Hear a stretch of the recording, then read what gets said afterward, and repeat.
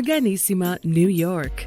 Your exotic skin, hair, and beauty source, and your one-stop shop for all your natural and organic skin and hair care, featuring authentic organic Moroccan oil and prickly pear seed oil and much more. Bringing you only the best, straight from the source and proudly produced in the USA. So what are you waiting for? Shop today at www.arganissima.com.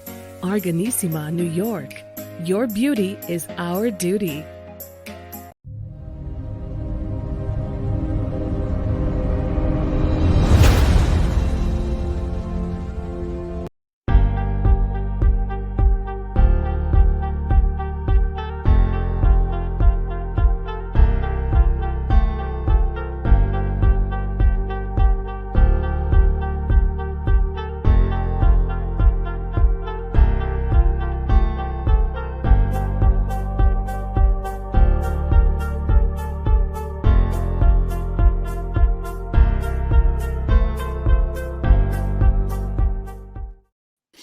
Hey everyone, Jonathan Morley here, serial entrepreneur, and I'm with my good friend and co-host hurricaneh, and in the together house. we make up the fantastic duo of Double Impact. Oh, we made that one good. All right. So we are live actually on Facebook, We're Twitch, live. YouTube. Happy Martin Luther King Day. Yes, I know sir. many of the banks, well, they are closed. Some banks were open, but the Federal Reserve was just, turned off today. And a lot of businesses were just kind of just not operating. No mail, no postage. And just to let you know, postage is going up, everyone. Postage is going up. Oh. Postage rate is going up. UPS went up just last year. I can't believe it's going up again. Can you?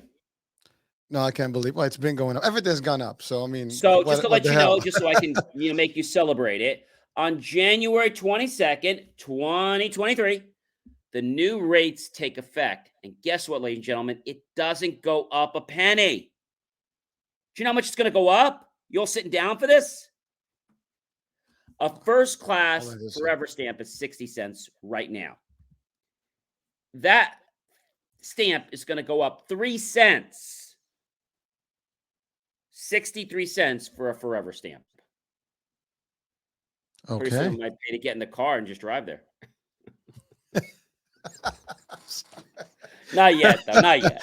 Well, I mean, the gas is probably going to be a lot more, so you're just going to have to wash it out, right? So, well, the tolls are going up too at 20%. They're supposed to be going up 22%. Supposed to be going up New York, New Jersey tolls very, very soon, they're saying. I mean, this is not inflation. This is just too much. COVID excuse. Well, it's making up for lost time, right? Lost money, lost income, all the good stuff. So, unfortunately, I know I had a vendor we do business with all the time, and so just to let you know first, but I want to let you know, the toll plaza from 97 cents, okay, to $1. Okay, that is what we're looking at. 97 cents to $1, and the dollar is going to $1.05. And 565 is going up to 585 in the peak periods. Now they're going to change prices depending on when you travel. I think that's just nuts. Well, people are watching right now or listening. I mean, this is a topic that everybody's probably feeling somewhere, anywhere in the States, or I guess all around the world. But the question is, I mean, are they getting more money? That's a question. I don't think that's the case. So what's being done about it? It's crazy. And I know one of our vendors that we do a lot of business with that's publicly traded, they went up 48%, HH. 40% what? In terms of cost? My profit price went up 48%. All right. And they're saying that should dictate to a big increase. But I said, you can't keep raising prices like this every year, guys. No. It's all because of COVID, and we had issues in shipping. And really? Seriously? Yeah. Well, listen, 2 years been, a tough on everybody. But I think this is the let's make it up year. So I think So brace everybody's yourself, everyone. They're just, saying that, milking it to like I the said, max. so it's going up the third year in a row, and it's actually going up. Well, I still think it's high. It's going up 3%, but that's still a lot. 1% is a lot. 3%, 2% is a lot. I mean, it's I mean, the thing is every you're year. not I mean, getting they're going to 3% get on your it's like salary. the stamp is going up 3 cents. Okay. We dealt with a penny every Mhm. 2 or 3 years. Now we're going up 3 cents in a year. So does that mean that we're not going to go up for 3 years? No, they're going to try to give us some BS and go up 3 cents or 4 cents because they're going to say that there's something when happened or they can't get some carburetor or some part or because they didn't have the right supplies. Then now they got to go up to 5 cents next year. Well, now we have to go to digital stuff. Everything is online. You can email stuff. Maybe Yeah, maybe I we mean, got to get one of those. we went to digital books over a year ago, and we charge people now $2 for an invoice, and we charge you $2 for a statement. And if there is a second page on your statement, it's an additional dollar, so it's $3. Well, listen, John. You go to eat now everywhere, right? There's a surcharge for credit card use, right? 4%, 5% depends where you go. I mean, everywhere now is there's a surcharge. It's not even like $1, $2. It's like 10%, 18%, 15%, or some And of the they stuff. post a letter by the register. We are only charging you the extra, which is such BS. Listen, in the old days, that was the cost of doing business. You always had a charge on your credit card. I mean, there's always a percentage that you pay to the terminal Sure, that is just. I agree. I'm not disputing that. But I No, I'm think they're saying. really taking advantage now. They're taking us to the cleaners. In other Well, words. I can tell you if people start doing the math and getting maybe more, I guess, hard on this thing, I guarantee you they can discover that some of this is bullshit because if they are paying, but again, I mean, you're a patron to some place. That's what their policy is. That's the policy. They just give you that cost. It's like you want to deliver food to your home. We are just charging you for the delivery and the surcharge, blah blah blah. Everywhere surcharges now. It's like I'm telling you, it's makeup time. So you got to catch up But on I on, don't on hear it 2 years next of year. loss. I don't want to hear in 2024 that, oh, we got to make it up because we know. Because 2023 is going to be a great year. It's already starting to be an amazing year. All Well, it right. is. So, It is. but Listen, it's a new year, and we embrace it. We want it to be super, right? absolutely. So, as kicking off the new year, and again, happy belated new year for any of you guys didn't know, we're in 2023. So, if the bank's returning your checks, it's probably because you wrote 2022 on them. No, I'm I'm so sorry, sorry. that's funny. No, they'll still cash your check as long as it's signed. It has a name on it. I think they'll still cash it. You can't put like 2024. That won't cash. Wow. Yeah, listen. But Someone did this week. Somebody made a comment about that. No, I don't think people are using a lot of checks these days. So, but there are people still do. So, yeah, I can imagine that. And now with ACH and things like that. But getting into our new year, have you ever? I'm sure people have done this. You ever called a company? Could be Amazon, could be FedEx, could be Target, could be UPS, um, could be anywhere. And you call them and you have a problem with your order. Does it ever happen to somebody? Okay. So you have a problem because you didn't get your order. And now they tell you that they're going to help you. And they always start out like this, HH. And this, you're already sunk. Can you verify your name? My name? My name. I just said my name. No, can you verify it again? I just told you twice my name. Okay, and you have a number? Oh, what number? Like a number you can give me? I can give you a lot of numbers. 10, 12, 15, 100, a million. What kind of number you want? That's not the number. You said you want a number. I'll give you a number. How about 5 zillion? No. uh, The number like on the account. What do you want? My phone number? I don't know. I can try. And so they put the number in, they verify. Can I speak to a U.S. representative, please? Get to a U.S. representative, and they're going to check on this one. They're going to check on it for you. And they say that the package was delivered. Well, I didn't get it. I see. Okay, I'd be happy to look into this one for you. It's always this one, this one. Why aren't you just happy to look into it? There is no one. Just look into the damn thing. Just look into it. I don't want a one, okay? That tells me you probably have lots of problems if you're going to look into one. And so what usually happens is the person tells you they're going to help you. And sometimes they're going to call you back. But then you know what happens? They don't. And they never do. They drop the ball.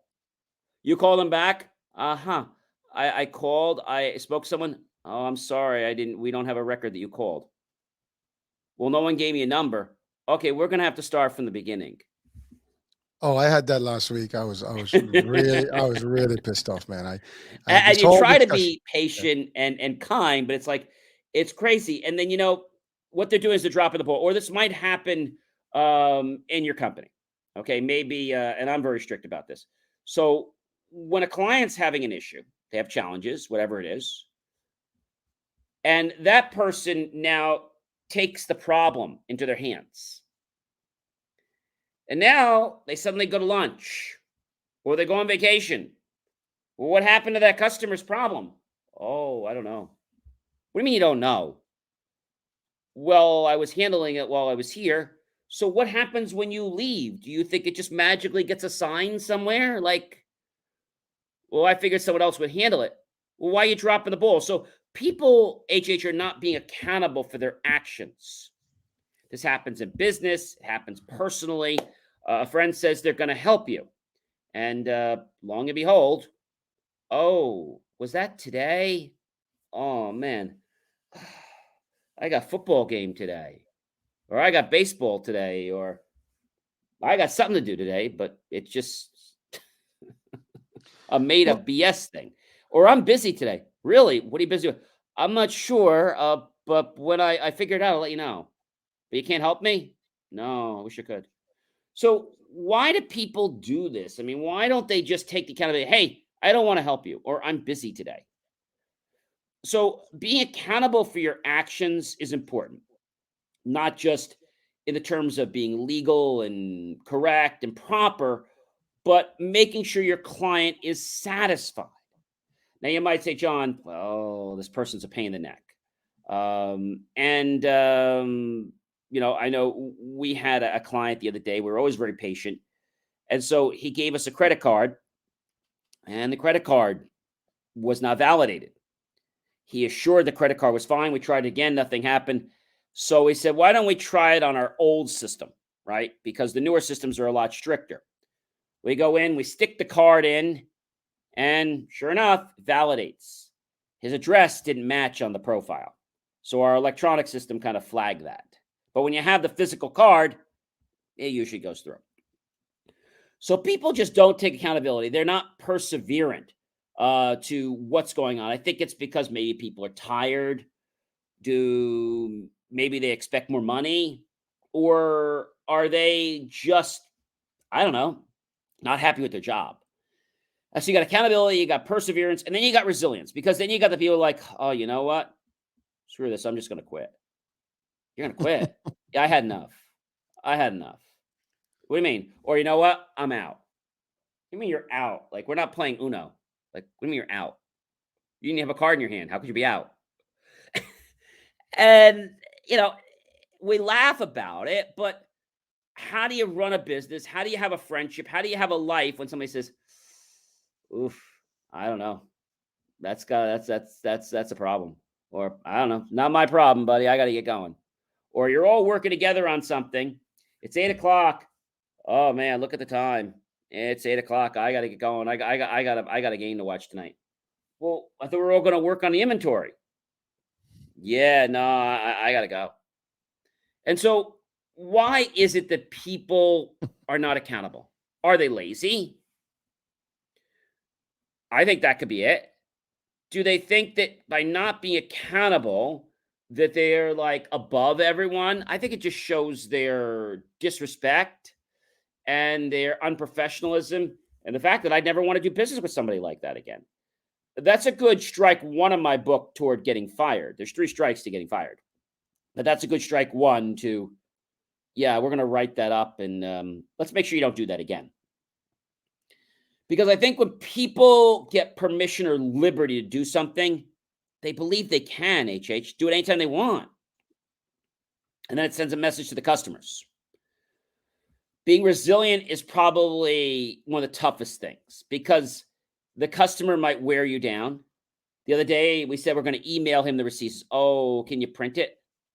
Well, can we email it to you? Oh, I don't know if I can get email on my phone. You don't know. And I said this myself. I'm saying to myself, he doesn't know if he can get email on his phone. You don't get email on the phone? Well, sometimes I don't get things. Can you just print it for me? Sure. Be happy to print it for you. And it's like, I don't want to say they're being difficult, but they don't even want to try to being in the new world, right? You got everything digital and they're still, I don't know, making invoices with, a stone and a rock. All right, hold on. So, John, yeah, go ahead. We laugh about it, but you got to kind of come up with the times. The best is when I go to one of these stores. I'm not going to name them, but I go to one of the stores and I was like, I'm looking for X. It's like, and okay, it's down there. Or they say to me, do me a favor. I'll mention the store because everybody knows this, Walmart. I don't go there that often. I'm looking for something. It's like, oh, sure. You see where we are now? I said, no. Could you just walk all the way down to gardening? Okay. When you get to gardening, make your first left. Okay. Take that all the way down to automotive. I think I know what store that is. And then go ahead and make your second right, and that'll get you into housewares. Is there a bus leaving for that station, or can you maybe escort me? Oh, I'm sorry, I can't leave my department. It's real simple. And they don't draw you a map. They tell it real quick. I mean, you work in this store. Then you go to a manager and it's like, can somebody help me? Oh, yeah, sure. We'll be happy to help you. Or you pick up that phone, right? Pick up that phone. Hello? Can you help me? Oh, what do you need? I'm trying to find whatever. And they're like, oh, it's right over there. Where? It's in C12. Well, you're certainly in B6. So you need to make a left, go all the way down. You see the C's. When you see the 12, make a right. Could somebody help me, please? Well, when you get to the C's, if you're still lost, just pick up the courtesy phone at C1, and then we can help you from C1. And I mean, I don't know. This is like the poorest excuse for customer or client service. And I don't want to shop there. I remember going to Home Depot and Lowe's. Now, you go to Home Depot and you ask them if they'll help you. Many years ago, they would. Now, you got to stand on a soapbox and beg someone to help you. Oh, we're a little short in our department. You're always short in your department. But if I go over to Lowe's, they magically have all these extra. Oh, I'll be happy to walk you over there. I know when I shop at BJ's, I have a question. Oh, sure. Let me help you find it. And they walk you right to, oh, here it is, sir. Any other question? Can I get anything else? And they hand it to you. I mean, that's service. Well, John, so I know you've covered a lot, but the topic really is the kind of accountability. And I'm watching right now, or at least they have the ability to actually chat with us. I mean, what's the take on accountability for everybody? I mean, you're watching, what does that mean to you? What does that mean to the workplace? What does that mean on the personal level of business, as we said earlier? But you just given some examples. People, they don't care. I mean, that's where the lack of accountability is. I'm not responsible. Like the responsibility is always somebody else's. I am not there. I want to make the money, but I don't want to put the time. I don't want to work. I really am bored. I don't like what I'm doing. I don't want to sacrifice. I don't want to do anything that's going to inconvenience me. If you're not going to hand it to me, then I'll just stay home and I'll just keep eating hot dogs. But again, I mean, it is a big problem. I think one of the core elements that we should all strive for is that we need to reach that level of accountability. Well, first of all, we don't always put the buck on somebody else's court and or the bull on the other side of the court, because that's what people do. It's like it's their fault, it's them. Everybody's responsible but you. That's the biggest part. And then Exactly. It's not and we my don't want to problem. do anything. I didn't put it away. Yeah. Yeah. I didn't do it, you know. Um, I wasn't and the some, original salesperson. You have to talk to Glenda. She's off today. yeah, it's just a different mindset, you know, when you're talking about accountability. It's just people are either not interested to doing more, or they just don't want to take any responsibility, and they just want to blame Right? everybody in their world why whatever shit is happening in their life, right? And what our work. And Absolutely. I think that's the biggest, you know, element that we have to maybe. Well, I can help it today. I mean, I do actually can swear by a book that actually does teach some real concepts on accountability, and it helps people see a different light in terms of that, whether it's a business or life. I mean, it's called the Oz Principle, and was introduced to it a few years back. I don't know if you've read that book, but it's like the Oz, you know, the Yeah. Wizard of Oz, but the same concept. But the idea is that, you know, they have a concept which is called above the line. So here's a line, you know, instead of us always like looking under the line and look, you know, and just beating on everybody else and blaming everyone in the world for our nightmare. You just rise up over that line, right? And it becomes, you know, more of a different level for you. And what the main concept is, like, if you see something, you have to own it and just do it and solve it. I mean, do it, solve it, and do it. That's the concept. So it's not about, well, okay, so shit happens. You know, it didn't happen. Okay, now do we want to blame the world? Do we want to blame everybody, or do we want to just move on and do better?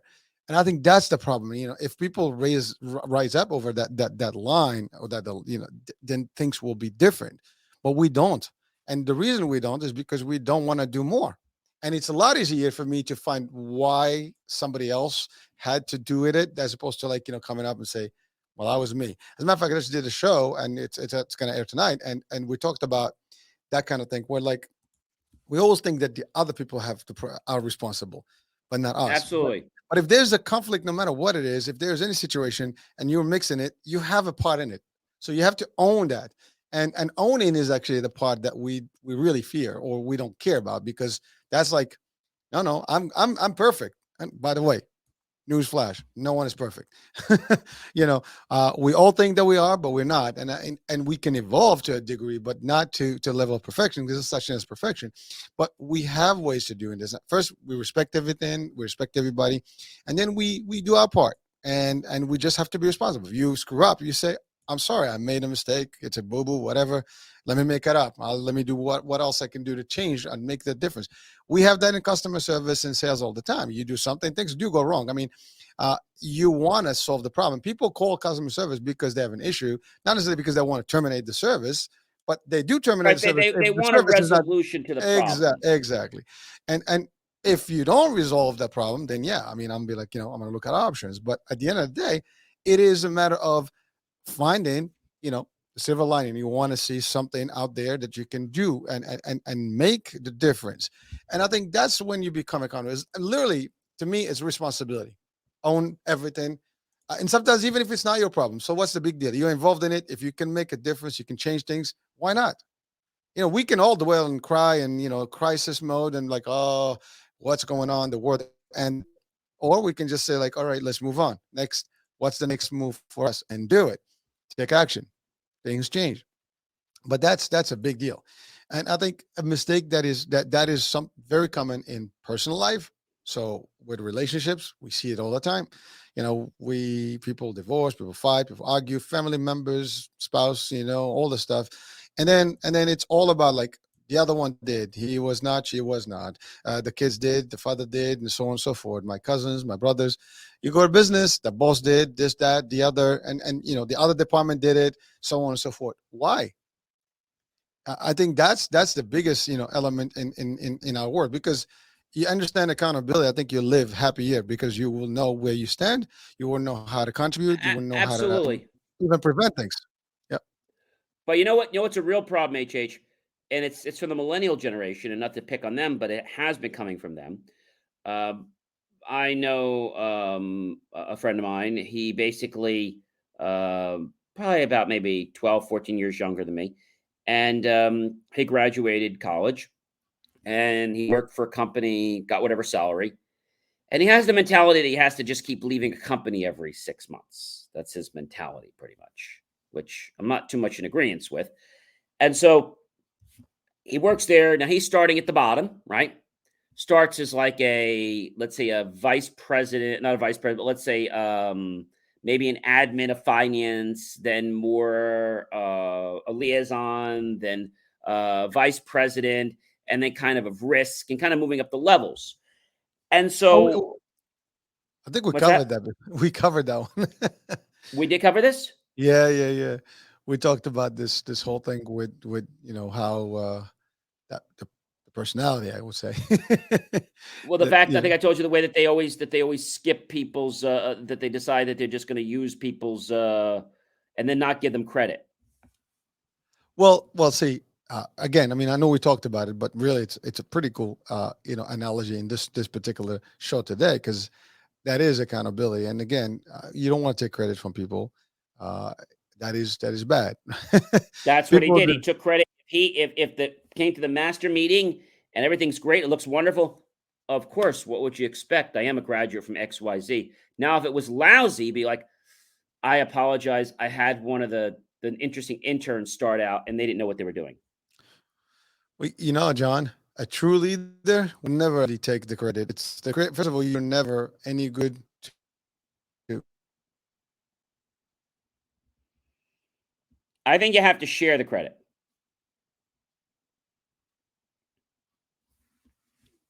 We might have lost you on audio here for a moment. Hopefully, HH will be back with us in just a moment or two. We're talking tonight about accountability and how accountability, is a vital part of your life. If you were to go around and let's say not have people that were accountable, nothing would get done. There'd be lots of frustration. We could be talking something as simple as stocking shelves, um, any kind of customer service, client services, right?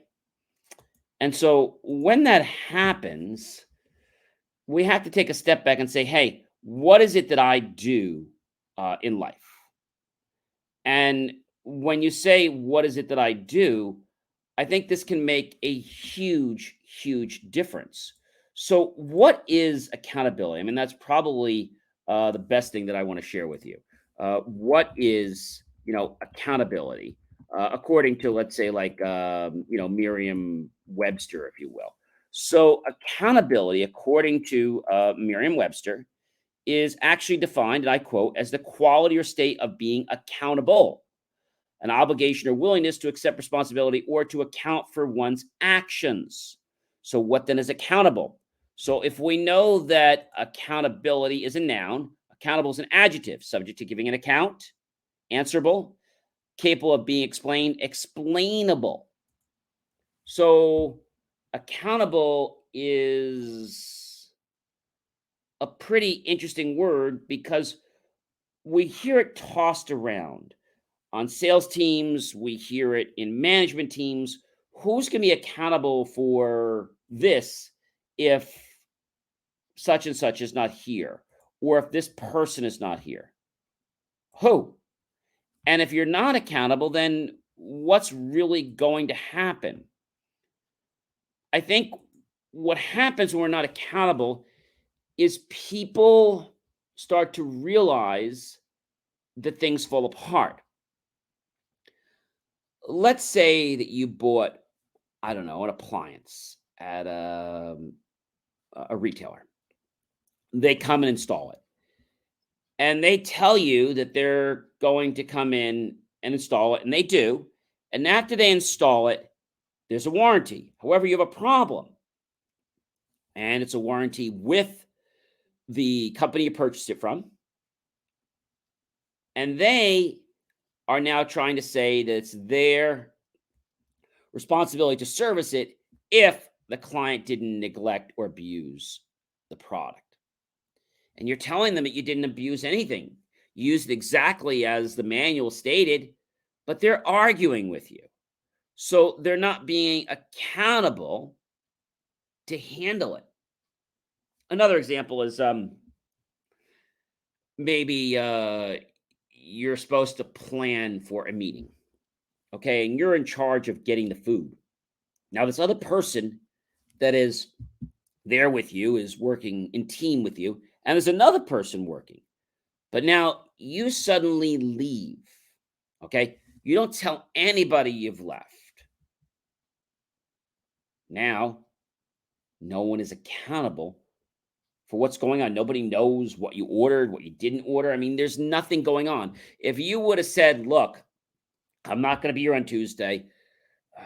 This is all my information.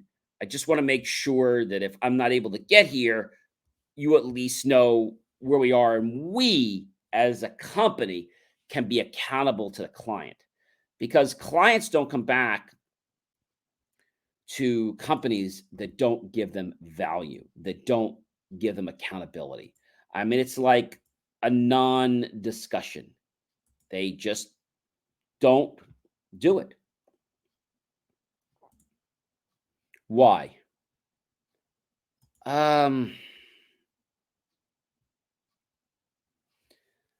I think it comes down to the fact that people don't quite get it. And the reason they don't get it is because they may not have the training or the understanding as to what's going to go on if something falls.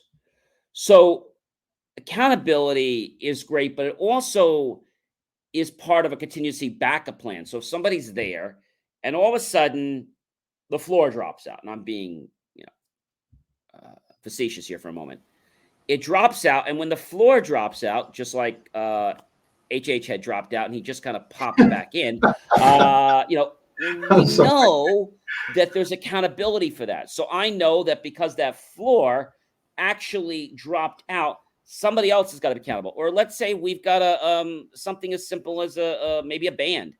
And if I am the lead drummer in that band and I can't be there, well, I'm accountable to that band, and I'm going to make sure I get a replacement. Or if I'm playing tennis or I'm playing golf or whatever, and I'm on a foursome or whatever kind of team I'm on, if I don't take accountability, I'm going to let my team down. And potentially, we could lose the match. We could lose the round. And then that's going to tarnish my reputation. So when you're not accountable, you tarnish your reputation. And I could tell you this, friends and colleagues, you could work days, months, years to build a reputation. But do you know that by making that split-second choice that you don't want to be accountable, you'll destroy your reputation with that client. And now that client's like, what gives? What happened? Well, Jim took off and he didn't tell us. And so technically, if I'm running the project, and even though Jim's accountable to us, I should have backup that I could pull another person in so that our client doesn't need to know that Jim isn't here. I think at the end of the day, HH and everyone else, we just care that we get the task done. And if we can't get the task done, then we're not accountable. How about being accountable to ourselves? Maybe you like to eat sweets, okay? Many of you guys know I went from 250 down to like 177.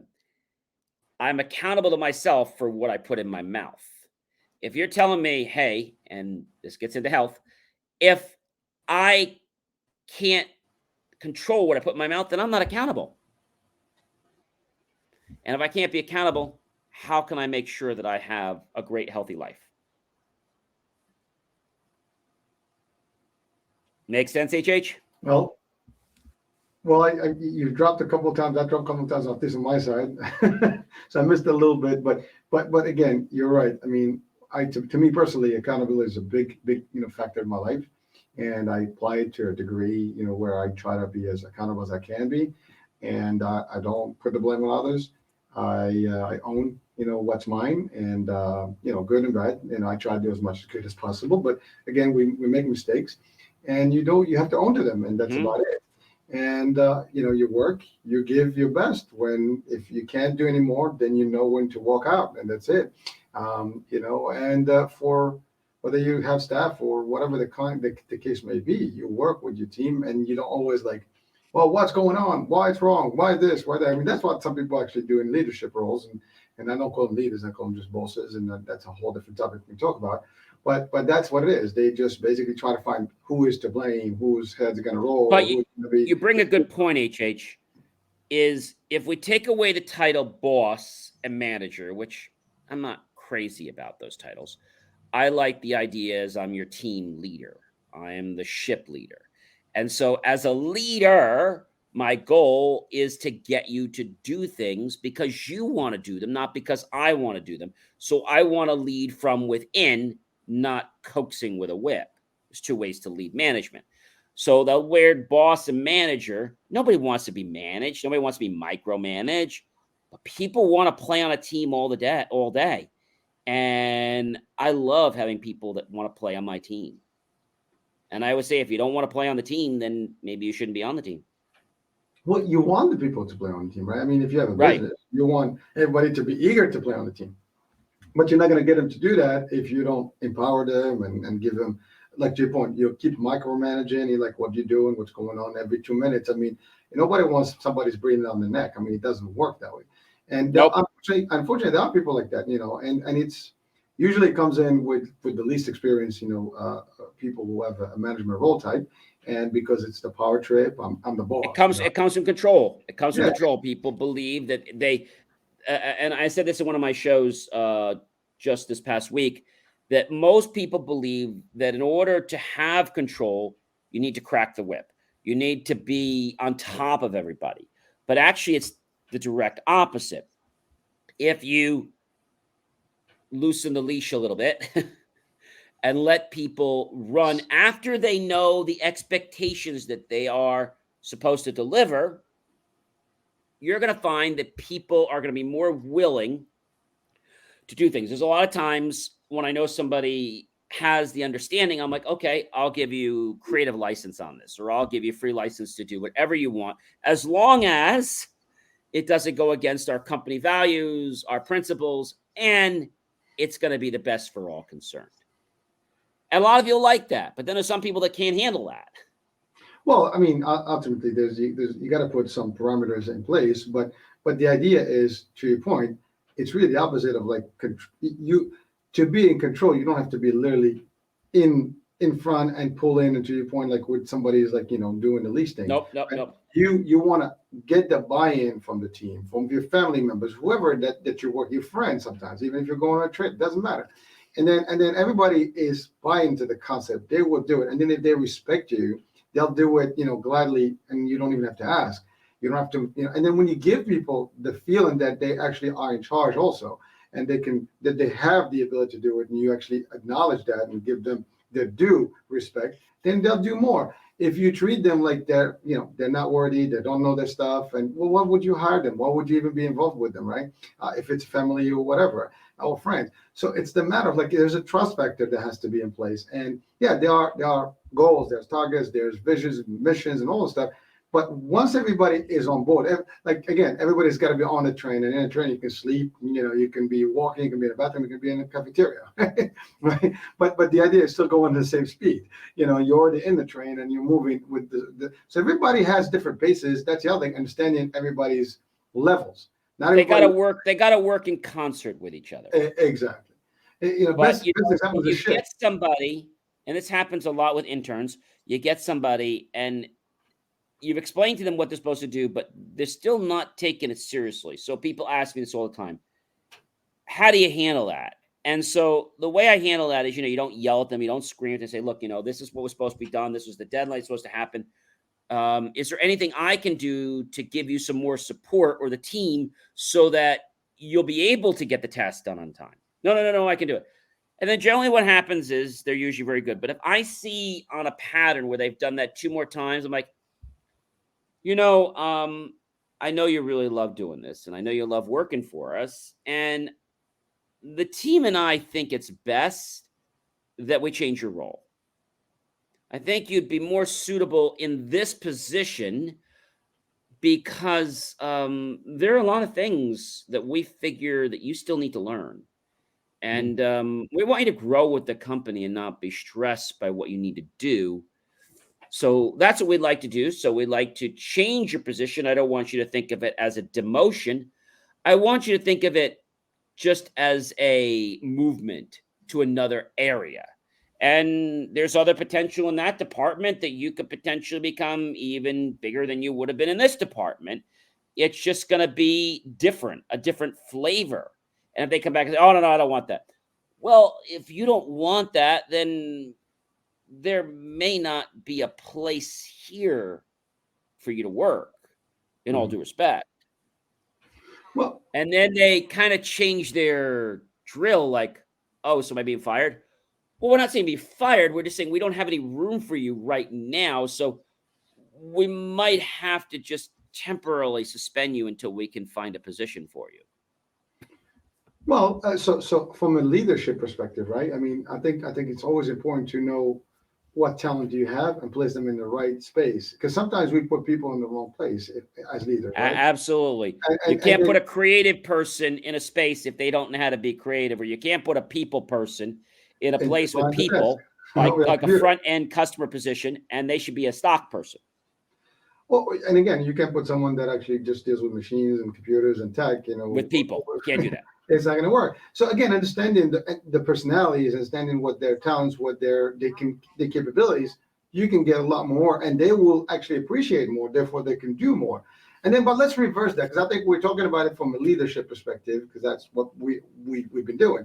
But we have also worked for people. At least I did, and I can tell you, you do have expectation from your leaders all the time. And, absolutely. And I can tell you, not everyone that I report to really personally deserve where they were, but or even were capable of what the role that they were.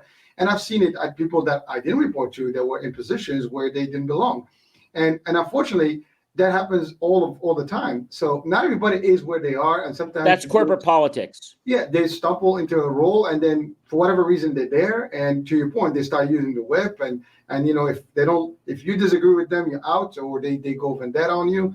And so those are the things that you see. But that's not being accountable. That actually being, totally inefficient. A good leader will listen to the audience, will listen to people telling him off. Absolutely. If I am standing here and I'm not able to see it, maybe someone can get me straight, and I will accept that. Because I don't know everything, and again, I know why I am leading this team, whatever the case may be, and I have some expertise, But there's always something I can learn. And the reason I have a team is that they're the ones who kind of do the work. That's the other thing. A lot of folks, they do the work day to day.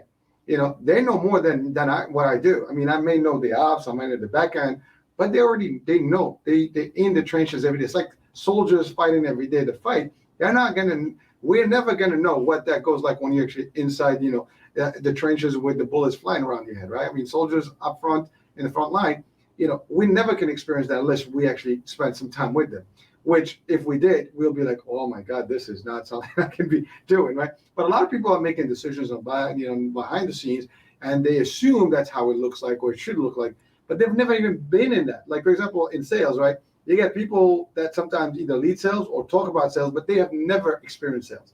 They have never been in front of a customer or a prospect. And then they can judge. And so how can you do that if you don't know that?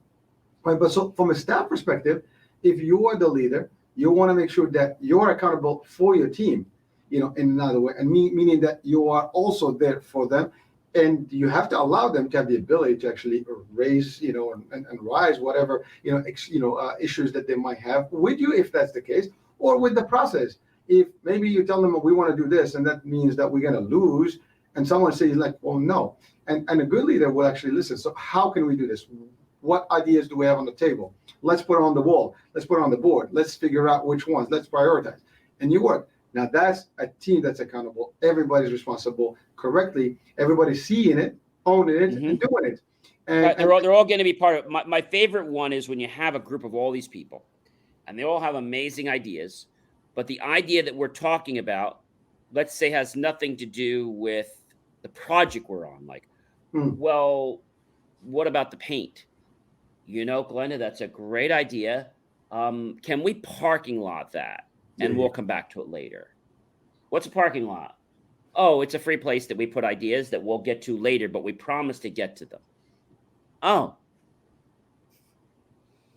What? And I think people that are in that, this is why I'm not crazy about the Zoom meetings, because you don't get to see the body language the same way. You don't get to communicate the same way as you do in person.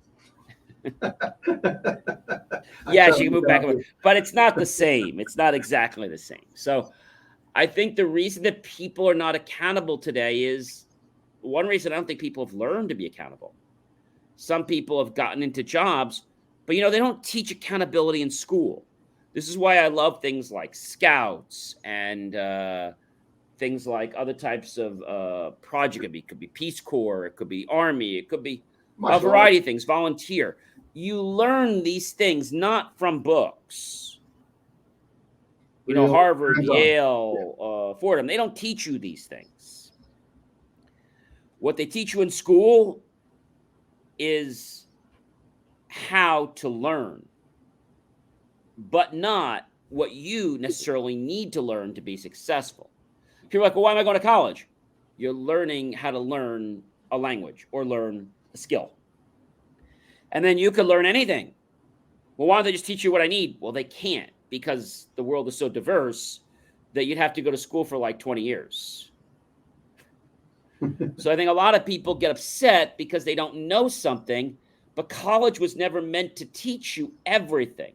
It was meant to give you, if you ever go to a chocolate shop, it was meant to give you an assortment of different truffles and chocolates and pastries that you can just sample. A bite of each. And so I think that's a lot how life is that, we are accountable because we know that when we're accountable, we get a return on our investment. If it's a case of customer service, we know that we get a satisfied client. We know that. It's the new people coming into the market that don't believe accountability. They think accountability is overrated. And so what happens, as we said before, is some of the millennials coming in, they kind of contaminate the pot. Oh yeah, you don't want to be accountable. Just do the minimum and let someone else handle it. And you know what the people do? They're like, oh yeah, well, he's here longer than me. I should obviously follow him. He's much more senior than I am, or he has more experience. Just because you're there more and you're supposed to have more experience, ladies and gentlemen, that doesn't mean you really do have the experience. It's like if I told you to go out and try to find 50 prospects. Just because you put in 8 hours a day for 5 days doesn't mean you actually did the work, the correct work. You may think you did. You got tired. You came home 8 hours, but you weren't talking to people that need, want, and can afford the product or services you're offering. And I think that's the problem with a lot of salespeople. They go out there and they're like, but I did the work. Yeah, okay, you want a cookie? I mean, what do you want? I was like, it didn't do anything. Well, yeah, no, but... Go ahead. No, I love what you said, and the example where someone is new and they learn in and they see that somebody else is doing it, it's like, okay, but you don't know if that person also is really doing the right thing. So you don't want to learn the wrong things, one, and two. You touch on something that's important, which is school will give formal education is important, and it's going to give you the fundamentals, the basics, the elements that will actually build everything else. But if you rely only on that, the real world is going to suck for you, because unfortunately, when you can go to all the colleges you want and as much as you prep, when you go to real business, you're going to see it differently. It's going to be like, what the hell's all of this? How that's not what I thought it's going to look like. But that's because that's why also not a lot of jobs will not even hire someone, off the bat, to a role unless they have some experience. And again, it's hard to find the experience without getting hired in the first place. So it's an ironic state there. But the idea, it's important to supplement by I agree. That's why internships are very good. But the problem is when somebody gets that degree, they think they're a master at it. And, when you put them in their space, oh, I never did in person. I just read about it in the book. Well, theory. You just and read practice. about it.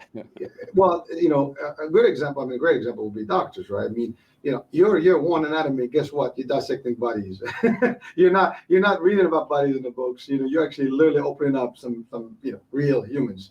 It's as sad as it sounds, but that's what they do, and so they get in the mix. And then even with that, I mean, you get past all that stage of education, and you still got to go into the stage of practice in a hospital, in a setting, and then even when you go to private practice, you're not as good in year one than you will be in year 2 and 3 and 4 and so on and so forth. And that's just what it is. A great example that I've always applied, that I started a long time ago, is in martial arts. Mm-hmm. In some arts, actually, there is white belt and black belt. There's not even like different colors in especially like in some of the kung fu system. Yeah. And so why? Because in essence, all that stage before the black belt, you're basically just learning the fundamentals. When you actually get that black belt level, that's when you actually start. And when you become on the black belt level, you basically still are not as an expert. The advancement comes over time in that rate, right? And same thing, like if let's say you're a white belt, just brand new, right? You get a yellow belt, great. Are you really a yellow belt, or you just turn a yellow belt? You're not really. It's like when you start, a year in college, you're not finishing the college year. You're actually at the beginning of the year, so you need time to get through the system. And the same thing at work. You get on the stage, you got to build through it to get to the next level and learn. But the difference, what makes you more, better at what you do, is learning faster and putting things on the side that will give you some additional knowledge. Learning. I mean, right now we live in the era of Google and and a network of knowledge that's available. Everywhere we go, you can literally click and search and learn and do this. I mean, YouTube, Google. I mean, those areas. I mean, there's so much stuff available there that can teach stuff in addition to your formal stuff. So you can add. You want languages. You want basic skills. You want to know how to do plumbing. You're not a plumber. You want to fix something up. You can probably do if you learn. But again, to learn in the way of the world for, let's say, in the new millennium now, is to basically learn by the way we learned languages, which is to learn by immersion. Most people don't know this, but if whatever language you were growing up in, English, Spanish, whatever, French, Italian, you learn by immersion. Your family, your friends were around. So when you're in it, when you're submerged in it, that's why when I tell people about success, to learn to be successful, you need to be immersed in success. If you're not there yet, hang around successful people. Get sick of them. Get sick of what they do. Learn, study, ask questions. Well, that's a powerful point right there, because I think it's pretty clear. Like if you talk to successful people, millionaires, billionaires, or anybody that is in a position of authority or experience in life and in business, they'll tell you, whoever surrounds you and whoever you surround yourself with will determine how well you're going to be in life. So if you surround yourself with everybody that is optimistic, positive, entrepreneur, and blah blah blah blah blah, you're going to learn those skills. If you are surrounded with people that just don't care, well, that's how you're going to be. You're just not going to care. That's not going to. I'm not saying that these people are bad or good, because the bad has nothing to do with it. But I'm saying it's just the behavior of your entourage is going to become contagious with you, and you're going to take some of those attributes and apply them in how you do. If everybody around you is relaxed, you're going to be relaxed. Everybody is tense and moving fast. You have no choice but catching up with them, or you're going to be left behind. So that's what's going to change things. So again, the ability to know where you want to be in life, and then you determine what that is going to look like for you. So whatever you set yourself, in terms of systems in place, have to do with how do I want to get, to the next level. If I want to be really, a director or VP, or I want to be a business person and run my own corporation, well, I need to surround myself, around some people that have been in the business or own businesses and know what it is. They can give you, you're never going to lose with them because you're going to learn tricks, right? And those tricks you're going to apply. But if you want to be in business, but you have never met a business person and you haven't, you don't even know how it goes, to start a business and process, you're not going to do. Now, you can, again, go to Google and stuff and learn, which is now available because a lot of people, whether through podcasts or through, different things, people are doing this. They're sharing the wisdom and the knowledge. But there was a time in life where we didn't have that. You really have to be with people to actually learn things. And you had the apprenticeships and the internships and those things are in place for those practices, so you can actually take it on the road, as opposed to like it's like I could read about flying a plane, but if I never put my hands behind a plane, cockpit, I'm not going to do anything about it. I'm going to be like, what the hell? These buttons look good, but I have no idea what to start, right? But if you actually, taking the class, you're going to do it. Same thing driving. We all can see driving. We all, when we were kids, we all played, some games that had some sort of, wheel and kind of maybe go-karts, right? But go-karts are not real cars. You take it on the road, it's different. But these are just analogies. It's a lot different. Just like, you go play golf in a video game, and then you go play it in real life.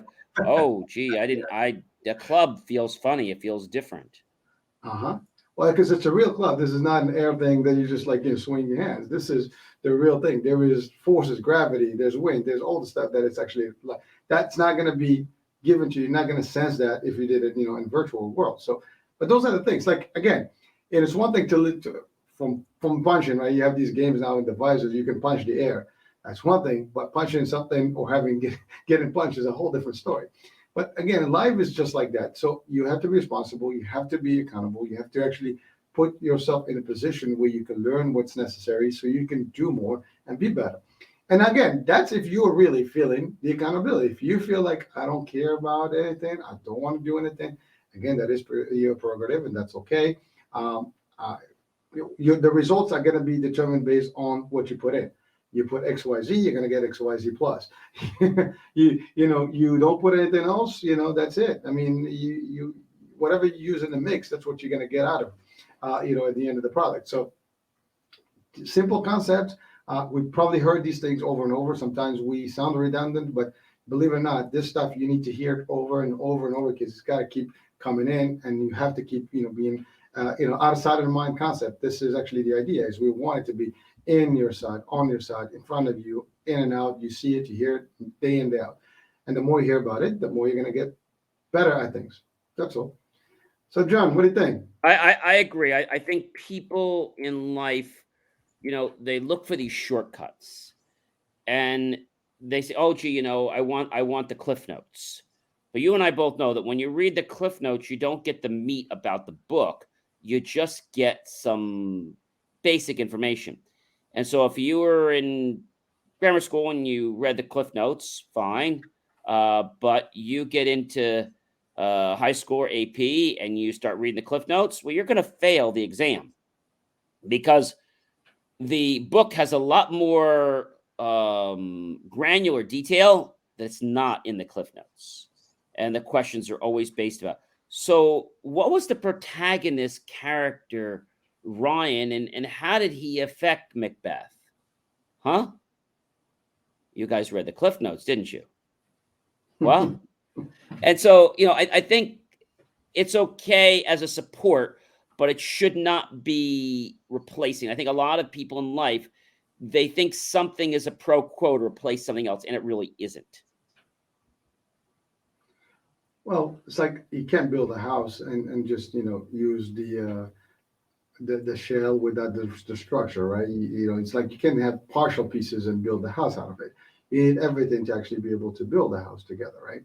And that includes the foundation, the beams, whatever you need to put up there, the walls, the studs, and so on and so forth. And if you're taking just the sheetrock itself, it's just going to be crumbling very quickly, and it's not going to be, sustainable. So again, and by the way, these things that we talk about, apply in business, in person, with family, with friends, with, your kids, if you have any, your parents, on the other side of the realm, with your bosses, or leaders, or the people that you report to. In life in general, it applies to everything. And again, if we hold ourselves accountable, we hold ourselves responsible, and we take the necessary steps to be as productive as possible to ourselves and to everybody that we contribute with, then we become good elements of society, and hopefully we can give. And also, as you give, you will thrive too, and you'll succeed, and then you'll move up. If you're looking at a career path, that's moving up the ladder. If you're looking into having a business, well, you're going to learn the skills and the ability to actually, and even maybe get into some investments and then other things that people can support you with. And now you have your dream, and you build those enterprises. I mean, you're talking literally to John. He has multiple businesses that he operates. And John, have you ever worked with somebody? Have I ever what? worked by anyone? I think you started, early on, running your own business. Yeah. So when I was in college and I got out of college, the one business, J Moore, was just a part-time thing. And I worked for a government agency. And just a real quick story on this. I was working with them, but they weren't treating me very well. And they weren't paying me even a percentage of what I was really worth. But I just kept my mouth shut and I said, I want to learn and I want to, get going with this. And I knew it was temporary. And so they weren't treating me very well. They were abusing what I gave them. They weren't, they were trying to be like they knew everything when they knew nothing. And so that didn't really bother me, but how they were treating me bothered me.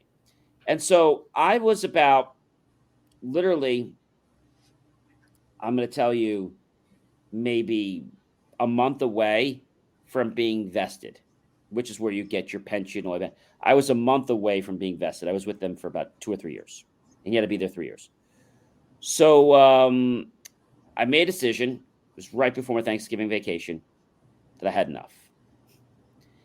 And I knew I was giving up the pension, but I didn't care. I walked into the office. I'll call the lady Mary. That wasn't her name. I knocked on her door and I said, "Hey, I just want to, do you have a minute?" She said, "Yes." And I said, "Sure." And I said, "I just want to say thank you." She said, "Oh, you're welcome," for holding the door. I said, No.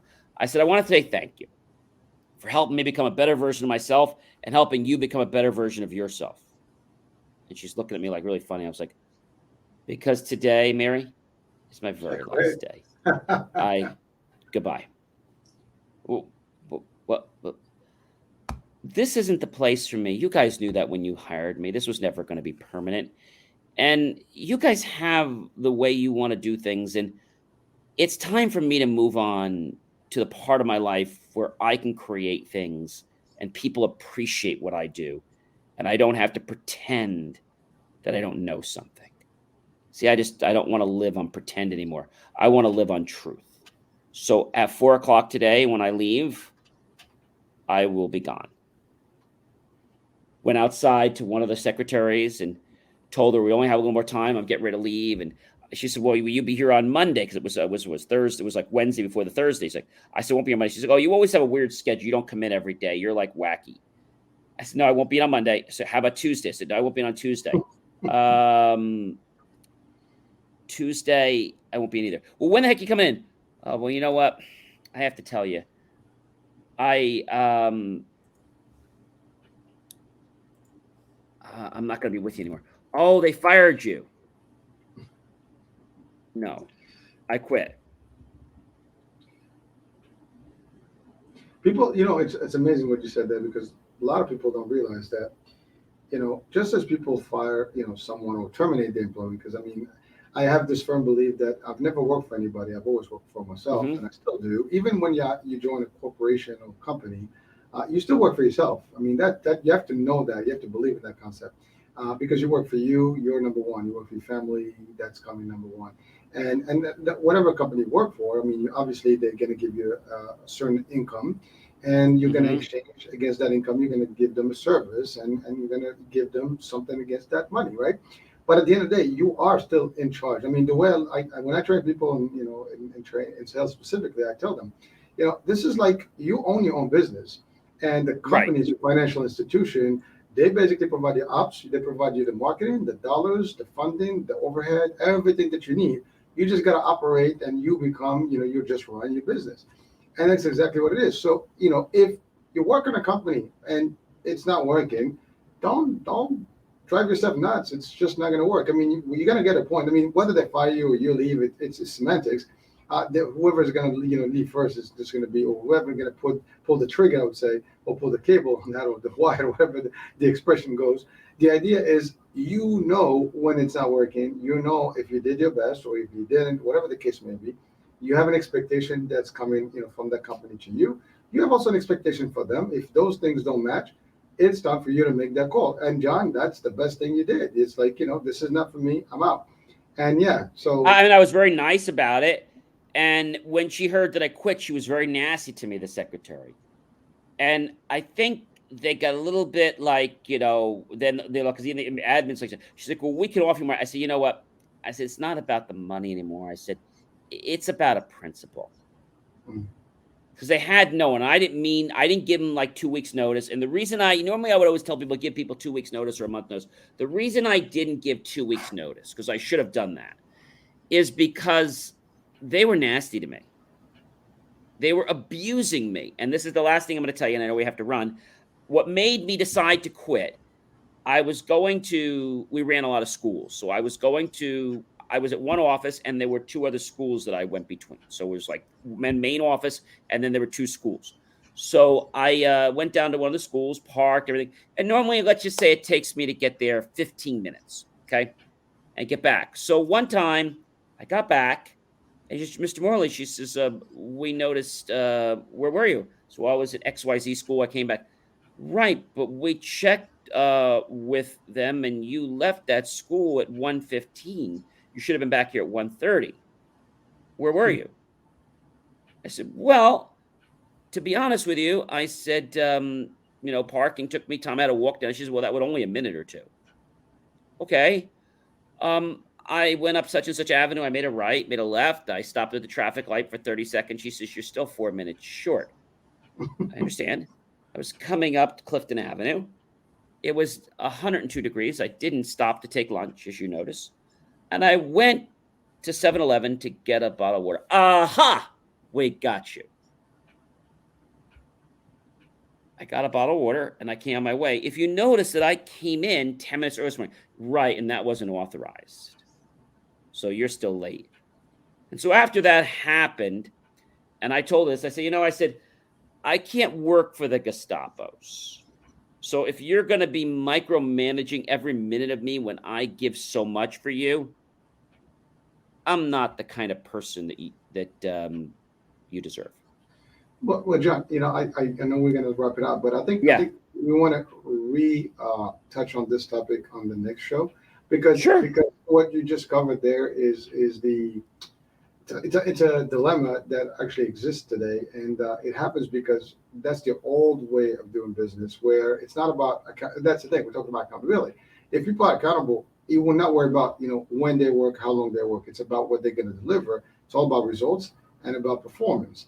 And I don't care what job you're in. I mean, that's all. It's not. There are jobs where you have to clock in now because you have certain, you have to be at a desk or something, or a register or on the phone. Those are different jobs. Their clock was a piece of paper, and there was a Gestapo lady. Oh, John, you didn't sign in. I didn't take my coat off. Well, that's the old school mentality, and that doesn't work anymore for today's generation or for today's environment. It's changed a lot, and it's just that was the way to do. And frankly, that's probably how she was trained herself, and probably because that's when she started working. That's what was expected of her, and she just basically carried on that torch, and you just happen to be defying that system that she has already been accustomed to, or what she was being directed to actually operate under. So those are the things that sometimes really can make a difference in how you, like, to your point, that was it, I'm out. But if you said they didn't care when you were there 10 minutes early. You started early, so you took a 10 minutes break. I mean, to me, that's not a big deal. But people, right? Well, they considered that stealing government money. Oh, okay. You should have clocked, maybe 10 minutes earlier. That's the point. And then, like I said, I know we have to run, but that's the point. It was that petty mentality that said, you know what? You were meant to have your own company, and you were meant to have a place where you respect and you treat people well. I am very polite to my staff. If people are nasty, I'm like, hey, where are your manners today?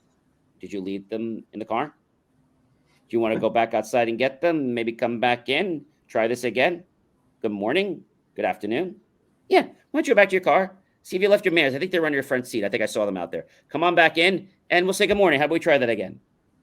And they're laughing, and they come back. I'm like, hi, good morning. How are you? Great to see you. You got to have a little fun. But we got to say goodbye. I know. It has been great. We even started a little earlier, and we're still getting close to our time. So I am John C. Morley, Sir Entrepreneur. I invite you to check out BelieveMeAchieve.com and catch me on WDLB, Chicago Live Radio, Monday, Wednesday, Friday at 6:30 a.m. Eastern to 7, and Tuesday and Thursdays, 4:30 to 5:30, and get ready to catch me on my brand new show in New Jersey, which will all be listed on believemeachieve.com. And I'm with my wonderful co-host, Hurricaneh. and together we make up that duo of Double Impact. Oh, yeah.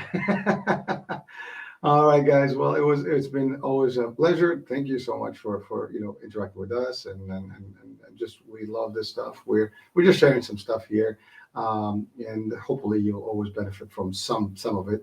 Again, these are some personal opinions and experiences that we share, but it could apply to a lot. You will impact, ladies and gentlemen, if you do one thing. If you decide and make the choice now that you want it to make an impact. We make impacts all day long. But until you decide to drink the Kool-Aid that we're sharing here that's fat-free, you're not going to change. I love it. All right, and with that, I got to say goodbye. All right, everybody. Goodbye. Bye, everyone.